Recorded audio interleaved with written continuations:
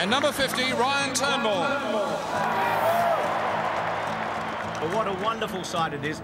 This stadium is full today. It's as close to 100... Oh, look, it was an amazing era for the club, and I was fortunate to be part of all of it, albeit I only played in the 94, but when I say only played in that one, it was an amazing experience for me, as well as the other 20 players.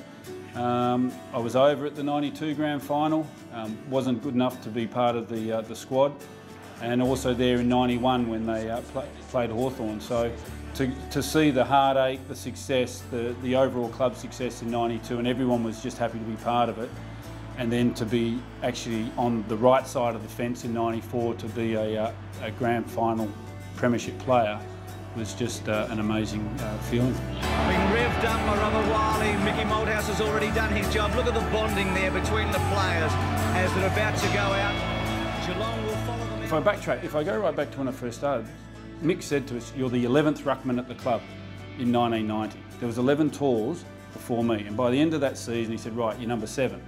So I knew my place, and it was just a matter of sort of just working away, and those opportunities came in 94. Well, the hair does stand on the back of the neck at this time every year before the grand final. Coming into the grand final, I was named as part of an extended bench and didn't get told until we arrived at the ground. So it was a pretty nervous sort of period. So the butterflies were there, and probably more so because, you know, not knowing, mum and dad were in the stand, you couldn't tell them whether you're in or not. And you know, I find out afterwards they're bawling their eyes out because they had no idea until they saw me run up the race, sort of thing, and off we went. The bench for the West Coast is Bond, Turnball and Waterman. We were pretty confident about our abilities and what we had to do to win. You know, not overconfident or cocky or anything like that, but just we knew what we had to do, our roles. The one thing I did have, I think, was a pretty long kick, and a lot of instruction from Mick was often, you know, to get the ball was to kick it long, because I could kick, you know, well and truly over a line